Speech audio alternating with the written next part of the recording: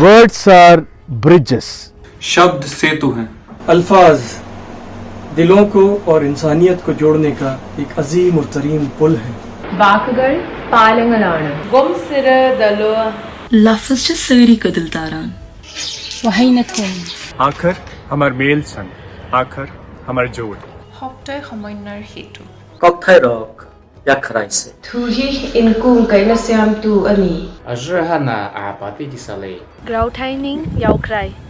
Shabda setu hun. शब्दां दी सांस। Good evening, everyone.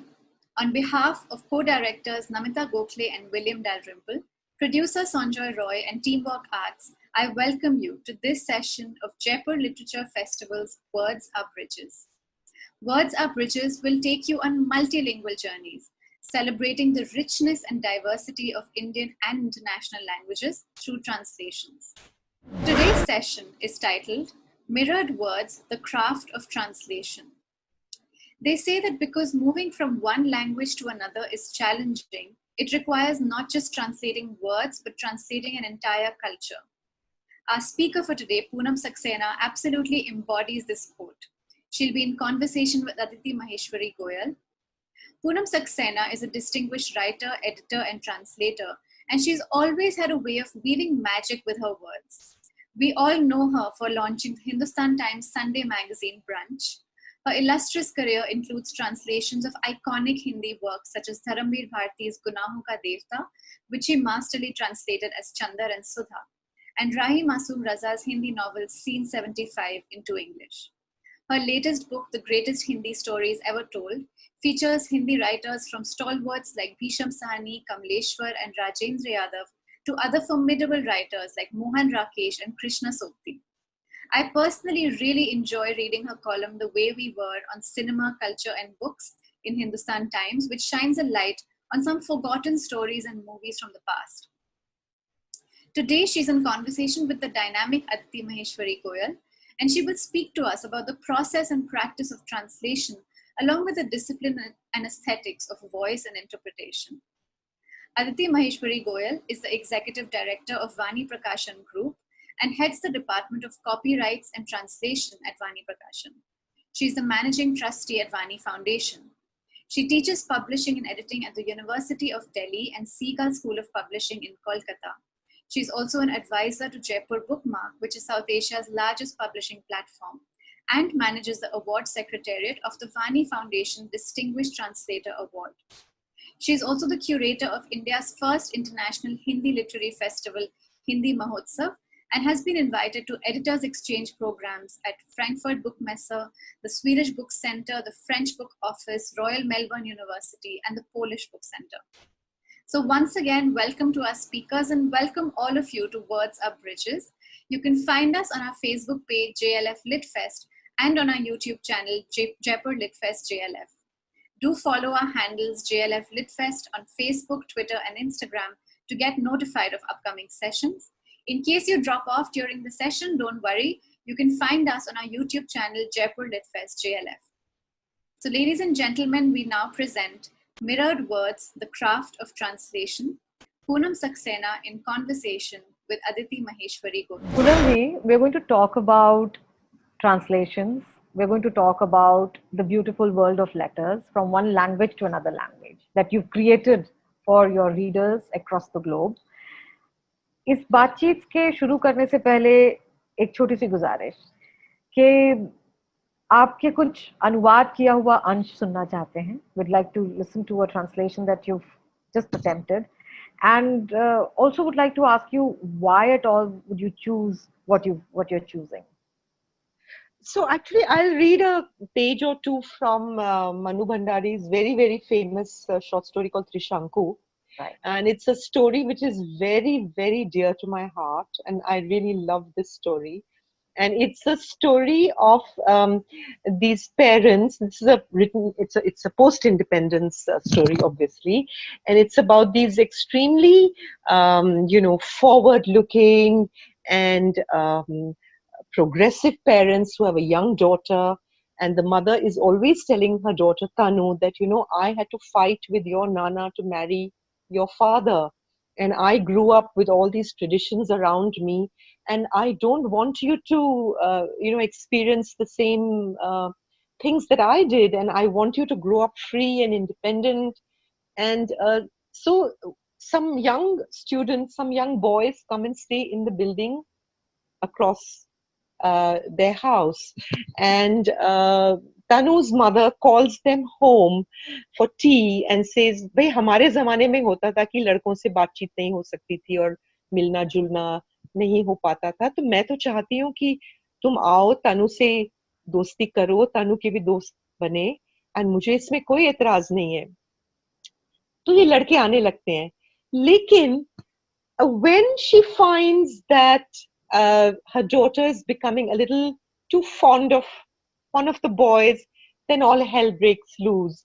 And Tanu finds that mummy has become Nana. तो ये mummy नाना कैसे बन गई? मम्मी तो हमेशा मम्मी थी और नाना से तो उनकी लड़ाई होती रहती थी।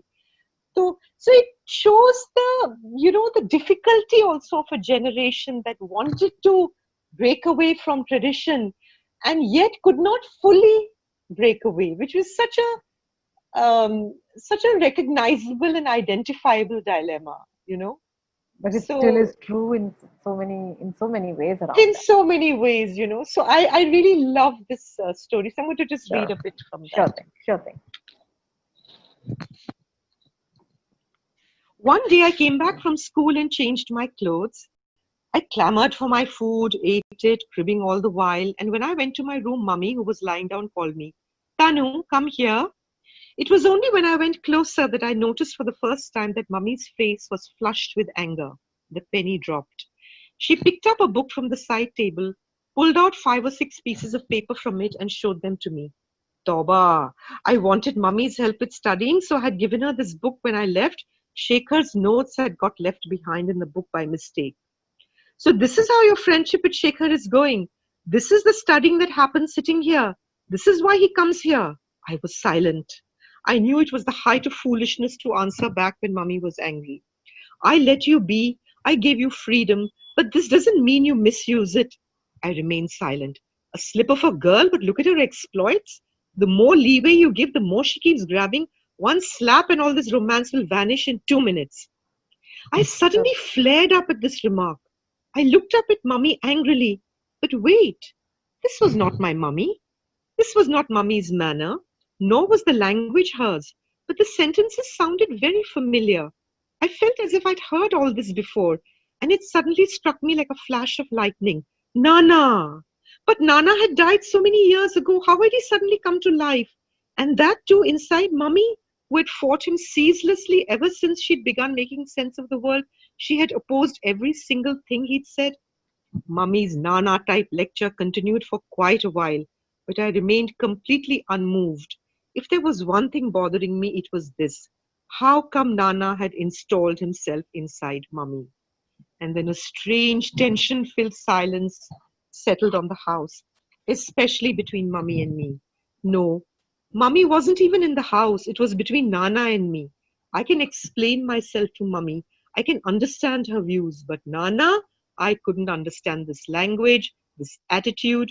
So there was no question of talking or discussing anything.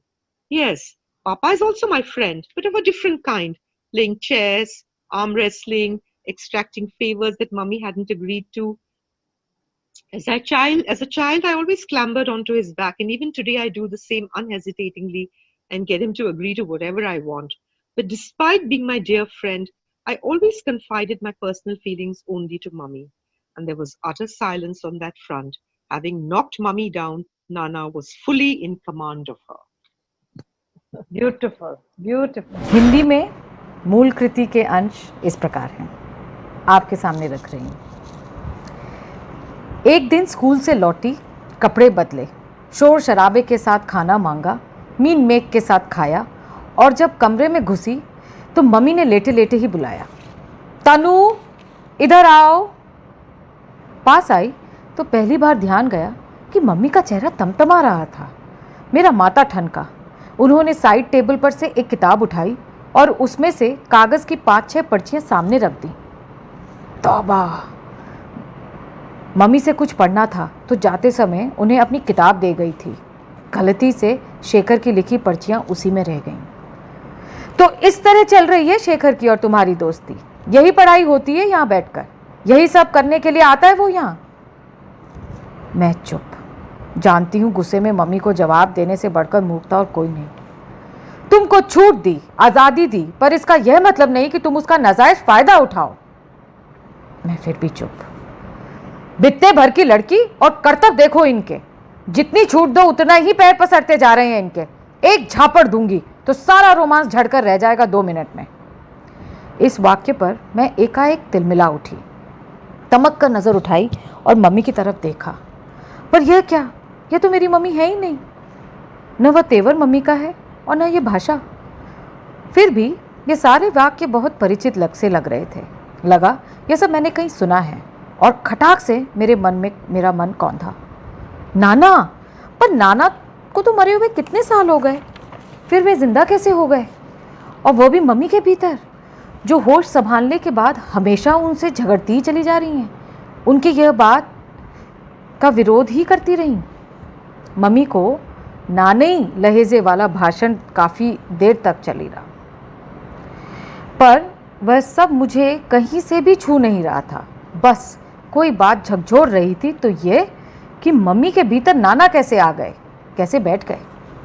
और फिर घर में एक विचित्र सा तनावपूर्ण मौन छा गया, खासकर मेरे और मम्मी के बीच।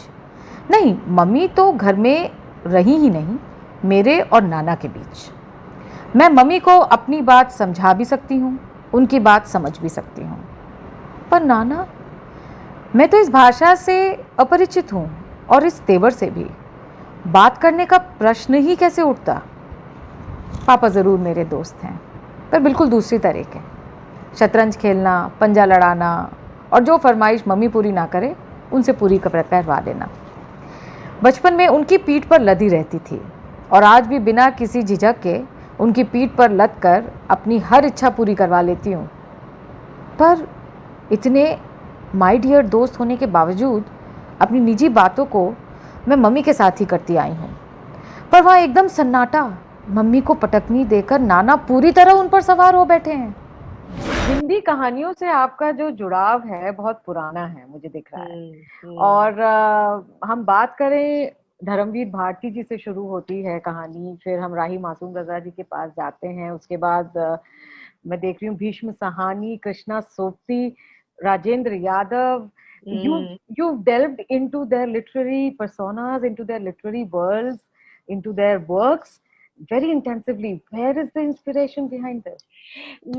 Actually, Aditi, क्या है, you know, I always, from my college days onwards, I used to always read Hindi. Right. But इतनी बदकिस्मती एक तरह से कह सकते हैं कि most people don't actually read in Hindi. And I found that I was probably the only one among a lot of my friends and acquaintances who was reading Hindi. Right. So I used to just quietly read my books and not be able to discuss them with anybody, and quietly go off to bookshops and buy them. So as I have mentioned in this book, it was like a little secret reading life which I couldn't share with anybody. And I think ये शायद घर के माहौल से है, because my family is from UP. घर में हम लोग हिंदी में ही बात करते थे, घर में हिंदी की किताबें थी. My aunts and, you know, family members were very interested in reading. And तो ये शौक, मतलब ये हिंदी कहानियां और उपन्यास वगैरह पढ़ने का शौक तो बहुत पहले से था, लेकिन I was not able to share it with anybody. And then suddenly I had reread Gunahon ka देवता सम इयर्स अगो, एंड मुझे फिर से बहुत अच्छी लगी थी. So I remember telling a friend of mine कि it's such a beautiful novel and it's so sad that you will never read it because you don't read Hindi. So she said, so why don't you translate it? So I said, yeah, I suppose I can, you know, because क्या है अनुवाद में, as you know, you need to be good in 2 languages. Right. The language from which you are translating and the language into which you are translating. Oh. However, the language into which you are translating has to be the language in which you have been writing, because that's the language in which you are going to write your translation. जैसे if you ask me, आप अंग्रेजी से हिंदी में अनुवाद करो तो शायद I will not be so confident. But Hindi से अंग्रेजी में I'm very confident. So that's how the journey actually started. It started from this very strong feeling of wanting to share the stories and the novels that I had been reading with people who were unable to enjoy them because they did not read Hindi. And through translation, they had a chance to read these novels, these short stories, and understand why I loved them or why I enjoyed them so much. तो कहानी अनुवाद की वहां से शुरू होती है. But this is so important to understand. The Hindi Divas just went by, and gone are the days when we would do the chest thumping in name of Hindi. We have to understand that the beauty of the language is about sharing it. It is so much about making it accessible to those who don't know the gems that exist in that language. So I think kudos to you, Poonamji. In the month of Hindi Divas, we are discussing I know the amazing works that you've translated. Aditi, may I just say one thing here? Right. Which is that translating into English is, of course, a very important bridge. But you, as a publisher, it's just something I just am bringing it up out of the blue, really, because लोग हिंदी अक्सर पढ़ नहीं सकते हैं, लेकिन obviously समझ तो सकते हैं. बिल्कुल.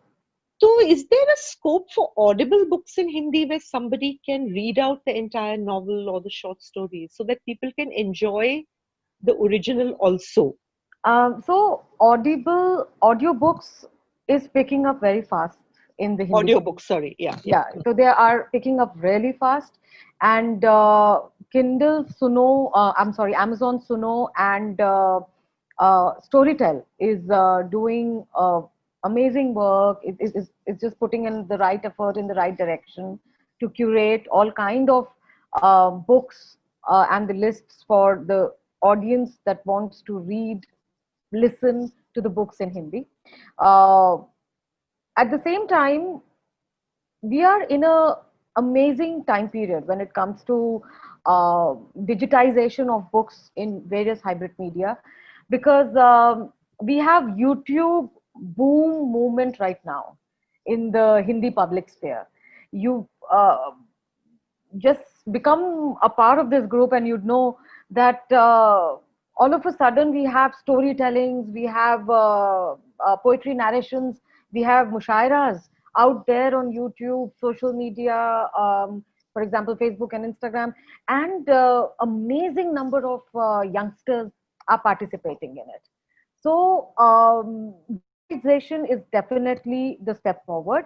And I'm very glad that the last person standing in the Hindi ecosystem, so to say, is adopting it, adapting to it very quickly.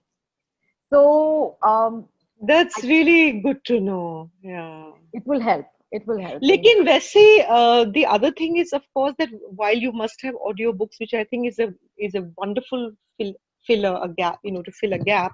Right. साथ में reading is so important, as you know, as a publisher and a book lover yourself. Yeah. तो अगर लोगों को देवनागरी पढ़ना नहीं आता है, तो अंग्रेजी में ही एटलीस्ट अनुवाद में बहुत होने चाहिए. अनुवाद होना बहुत जरूरी है, और उसी वजह से अगर मैं थोड़ी सी अपनी बात यहाँ रखूं, तो वाणी बुक कंपनी की स्थापना ही ये सोच के की गई कि अनुवाद होना इतना जरूरी है, क्योंकि हमारे पास हम हीरो की पूरी खान पर बैठे हैं, क्योंकि इतना भारतीय संस्कृति, भारतीय मानस, और मैं संस्कृति से बिल्कुल भी सेंसिटाइज्ड मेरा मतलब नहीं है या प्यूरिटन मतलब नहीं है. मैं एक ऐसी जीजी विशा से बात कर रही हूँ जो इतनी सम्यक है और इतनी कॉम्प्लिकेटेड है अपनी तरीके से. उनको उस पूरी कॉन्शियसनेस को ग्लोबली सबके सामने लाने के लिए अंग्रेजी अनुवाद होना उसका बहुत जरूरी है, और मैं इस बात को पूरी तरीके से सहमत हूँ.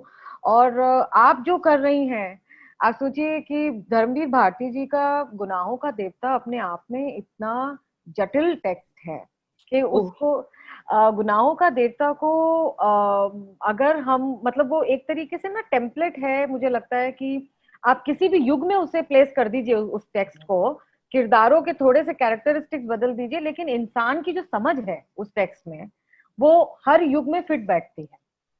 तो गुनाहों का देवता से ही शुरू करते हैं, क्योंकि भारती जी मेरे भी बहुत प्रिय लेखक हैं।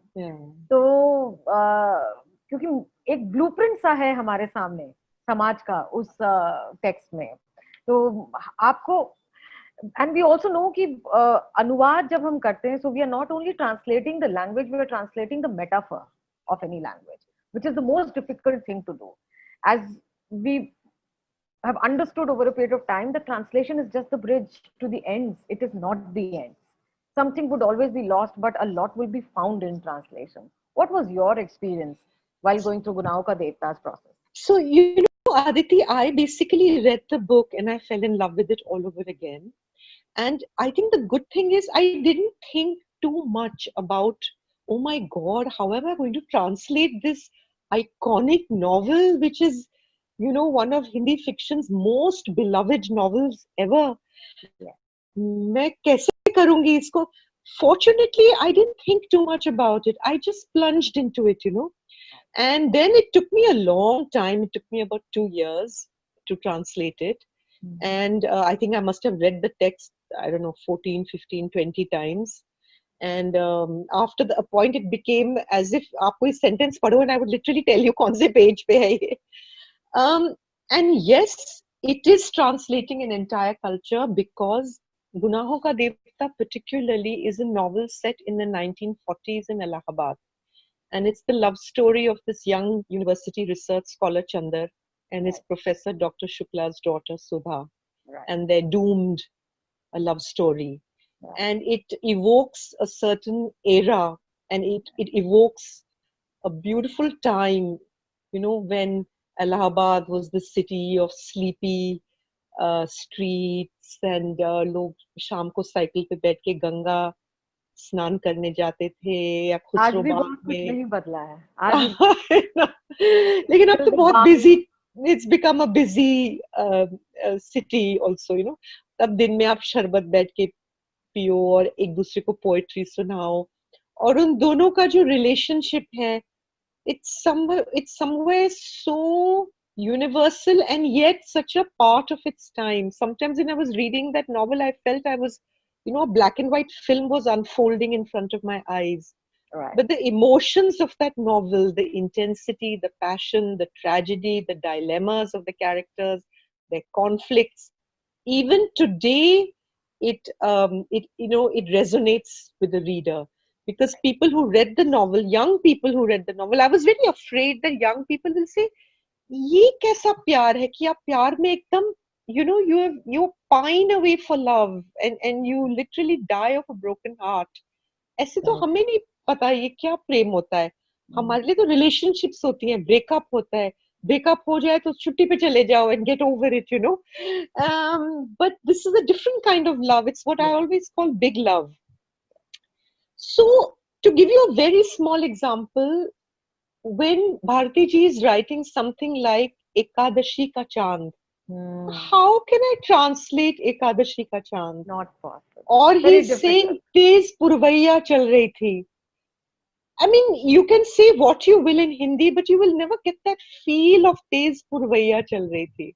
On So, Mohan you know, Rakesh, I'm sorry, I'm interrupting you here. नहीं, बिल्कुल. In the same line of thought, Bharti जी ने मोहन राकेश के जन्मदिन पर एक कविता लिखी थी, जिसमें वो कहते हैं कि अपनी साइकिल पे भर के ले आता हूँ कुछ इलाहाबाद की धूप.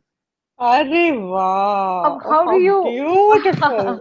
For lovely. On Mohan Rakesh's birthday, he wanted to just carry some bit of Allahabad with him on the busy streets of Mumbai, and there was no way he could have done that. So and Aditi, I have to tell you, Mohan Rakesh is another big favorite of mine. Right. I just love his stories. I really. Right. And you know, all these writers, as you know, Allahabad was the sort of literary center of, you know, Hindi literary center for so many years. In the 50s, everybody was there. Mahadevi Verma, yes.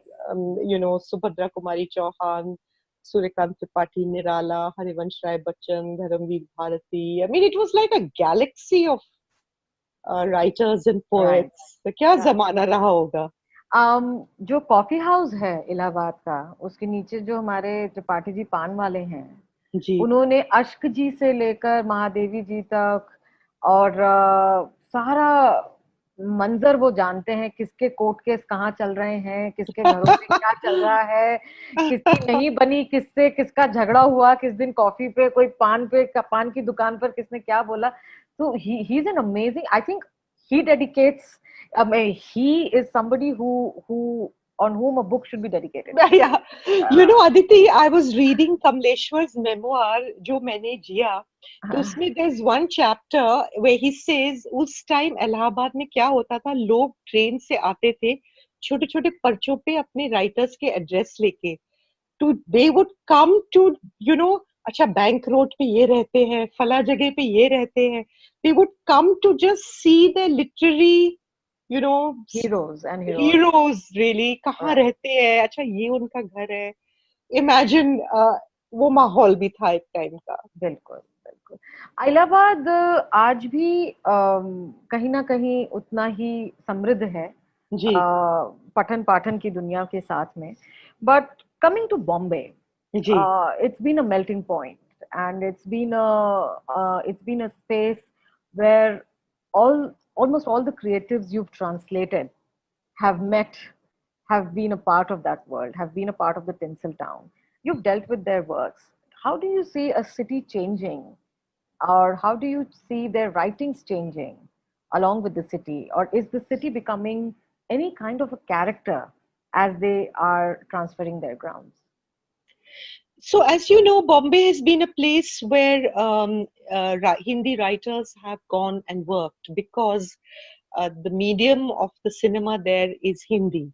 Right. And the industry, the film industry, always needed writers and lyricists who knew Hindi and Urdu. Right. You know, otherwise, who's going to write the dialogues? Who's going to write the songs?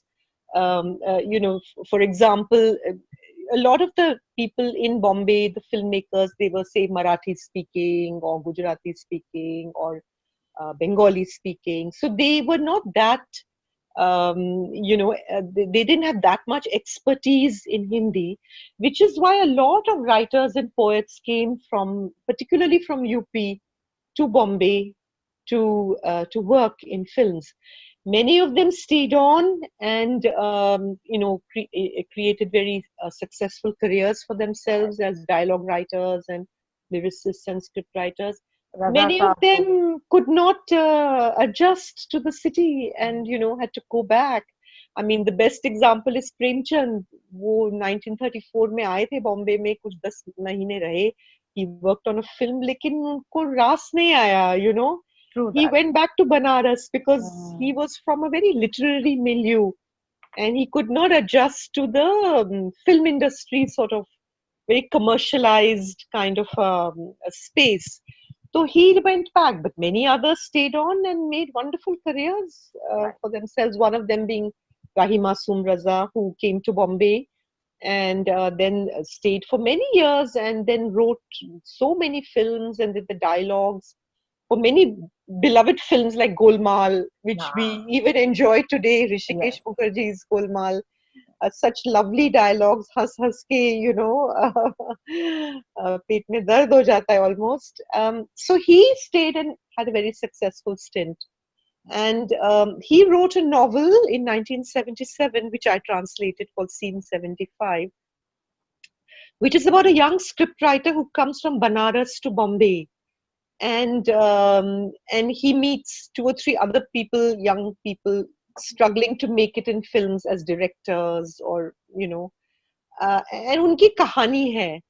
Right. And it's a very surreal, very funny, and quite dark also at times.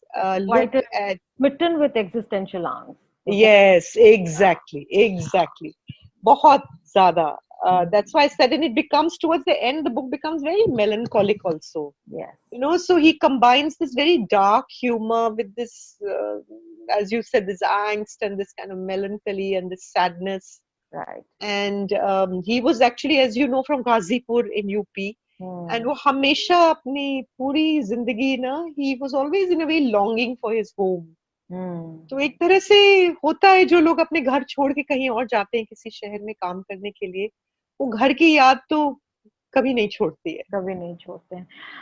पलायन migration एक बहुत बड़ा विषय हम सबके सामने आया जब अप्रैल 2 को आनंद विहार बस अड्डे से we saw pictures, we saw testimonials coming from the laborers who were shifting grounds as the corona lockdown set in. We sort of understood again after so long that it is so painful to be away from home. From all the writers you've translated so far, from Hindi to English, this whole theme of migration, leaving the hometown, this pain of leaving the ground and going somewhere else and then being rejected there and coming back in a very desperate condition. How does that, as a translator, where do you feel? Because I'm sure that this whole sense of angst, this whole sense of loss is very linguistically embedded also. It is not something that can be felt in another language or can be expressed in another language other than yours, other than the mother tongue. For you to translate this angst, I needed to understand how difficult was that process, because I'm sure it must have taken a toll on your emotional landscape as you were trying to find the right words, find the right expressions, find the right metaphors in a language that is little away, quite away from where it has been translated.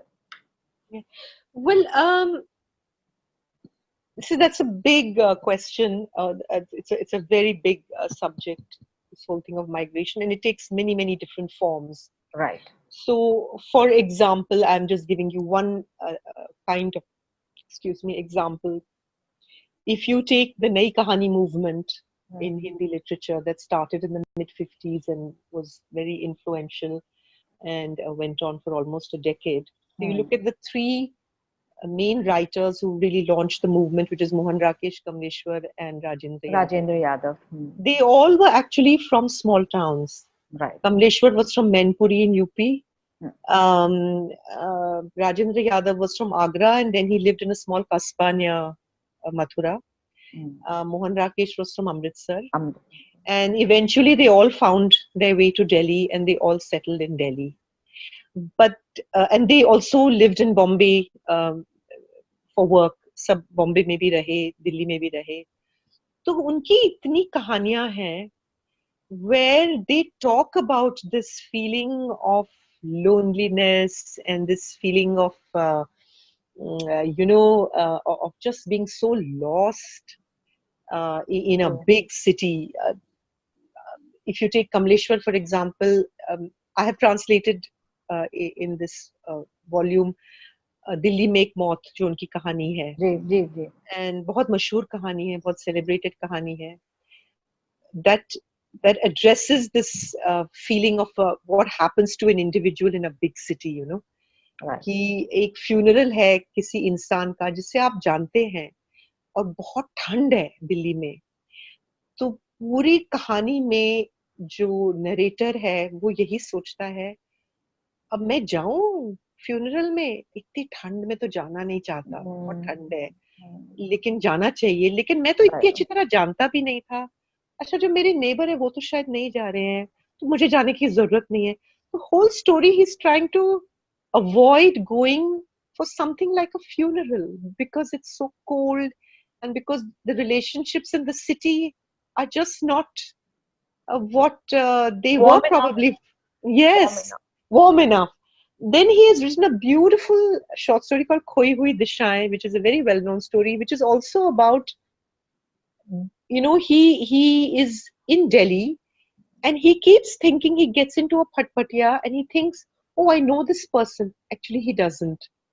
So it's a story of just being lost in the city, of just feeling so lonely and so cut off and so anonymous.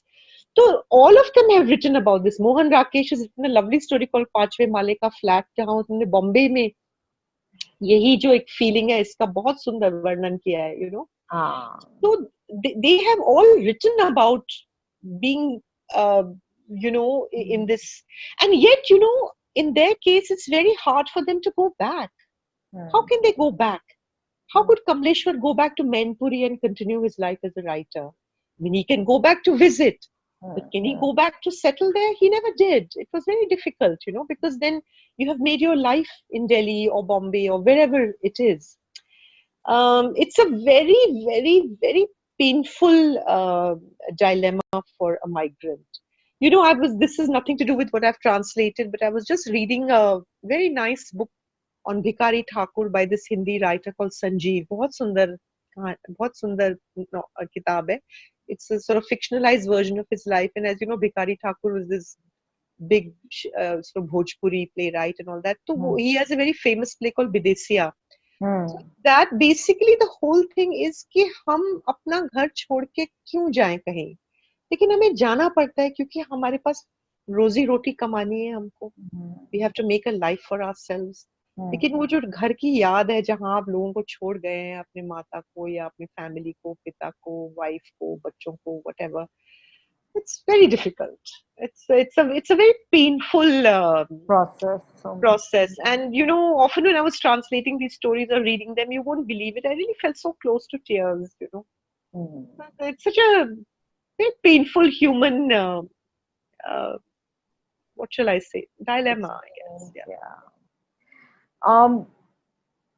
The Nai Kahani movement actually underlined the new youth that was coming to arms, that was trying to deal and negotiate with so many new changes in the society in a newly independent India.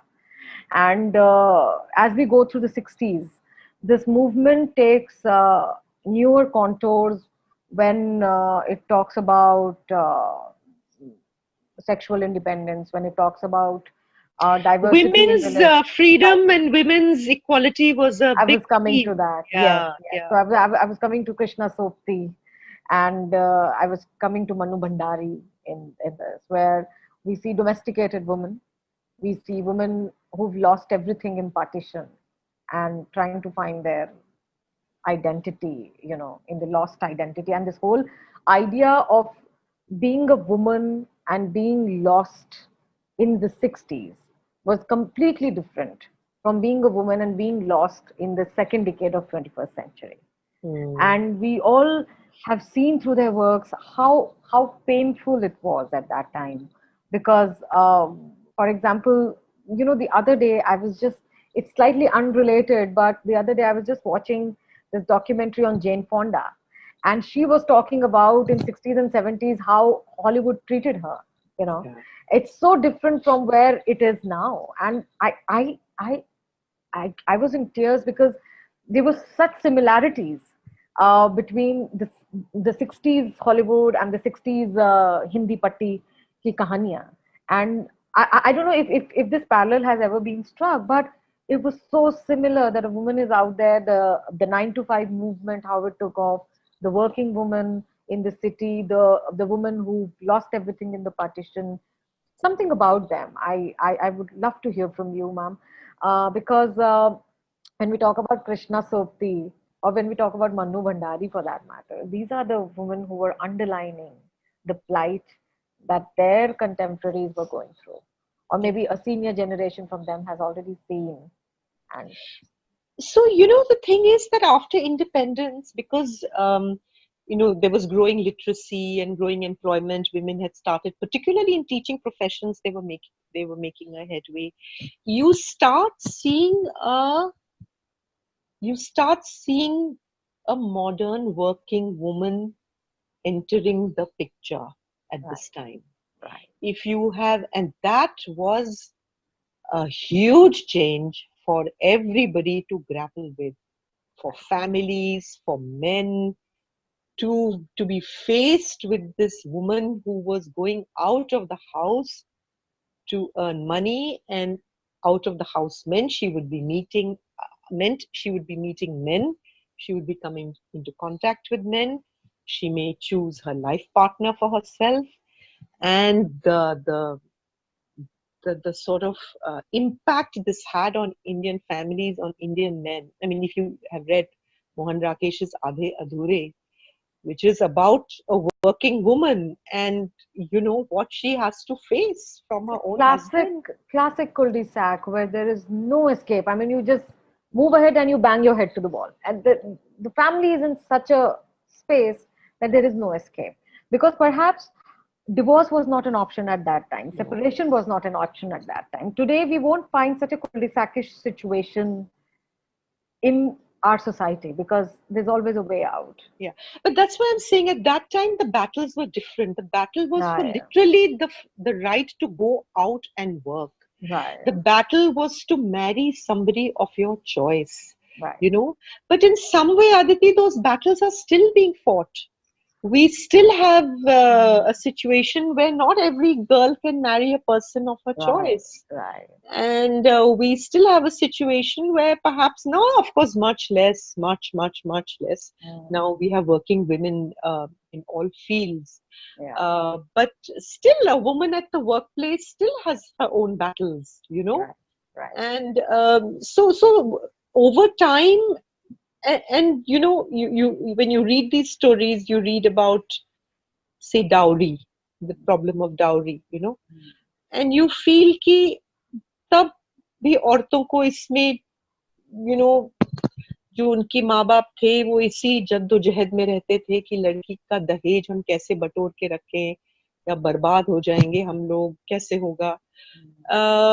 And the problem still hasn't gone really, So I mean, I think the whole fight for women's independence, for their freedom, for their dignity, for their self-respect, within the family, outside the family, from to demand it from their parents, from their husbands, from other from society at large. Those battles you see so strongly in the works of Hindi writers of that period, both men and women.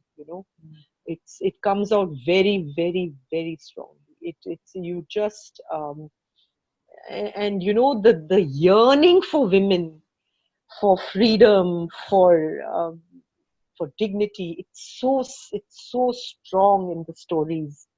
And I could, just identify with that so much when I was reading them. What I loved about your translation was that, Poonamji, that, when these struggles are expressed in the language in which they are dealt with, they become very real. The whole proportion or the whole texture of reaction towards them is that is hardly imaginable how it would sound in another language. But when I read your translations, I felt that, oh my God, can English really support the whole idea, the whole angst of a woman standing on a bus stand waiting for the bus, which is overloaded already. Yeah. And she's in a sari and she would get in and she would reach office and be eve teased on the bus and still make it to the office, intact. So I always felt that, God, this is the most difficult scene. This is the most difficult expression, but you got it. You got it. So some parting remarks from you on the Indian English, the English that is not taught at the university level, which is perhaps more of a Queen's English, because our except a couple of comparative literature papers, because I was an I am still an English language student. Except a few comparative literature papers, we really didn't have much exposure to the Indian English per se. Yeah. Because the texture is very different. It's not so clinical. It's not so sanitized. It's very, very rough. It has the aroma of our own kitchen, as we can say it.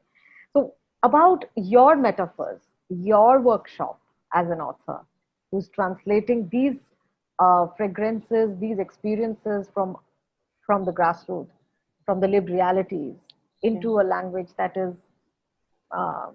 not the colonial baggage anymore, but is still the language of a very different audience from. Yeah. So Aditi, the way I see it is that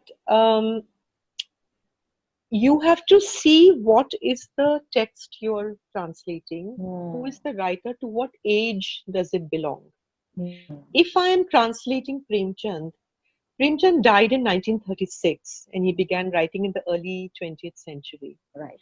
So when I'm translating him, or for that matter, when I was translating Gunaon Ka Devta, which was written in the 40s, I have to translate it in a way that respects the time in which the text was written. Right. I can't use, and I would never use, modern words or slang words. You know, I would not. But if I'm translating a novel in Hindi which has been written by somebody 5 years ago, you know, and where maybe the style of writing is also very different, where maybe like a lot of young Hindi writers are writing now, it's much more informal, and there is a lot of there are English words in the text, because that's the style that young people today want to write in.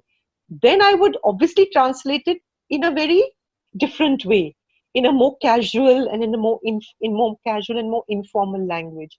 So I think it doesn't have to do, strictly speaking, with the Queen's English or anything. It has to do with translating in an appropriate way, and also being grammatically correct, and whether it is informal and modern sort of translation, even then it should read very nicely. So the whole process of translation for me, actually, the drafts go on and on and on and on.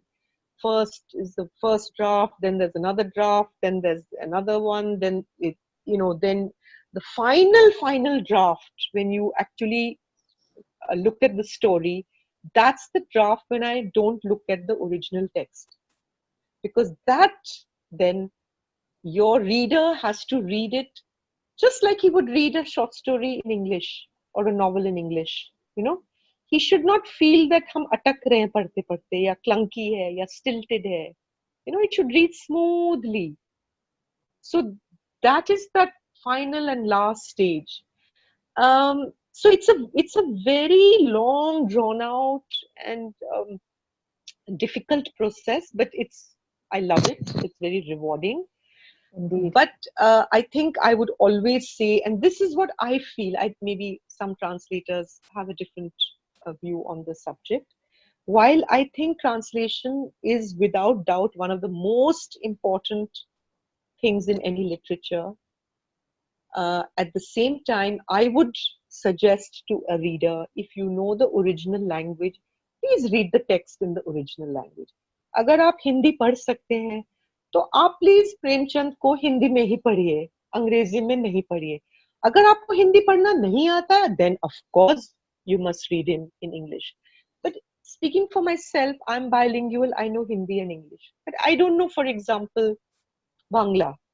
Now, I can't read a Bangla novel in the original, in its in original Bangla.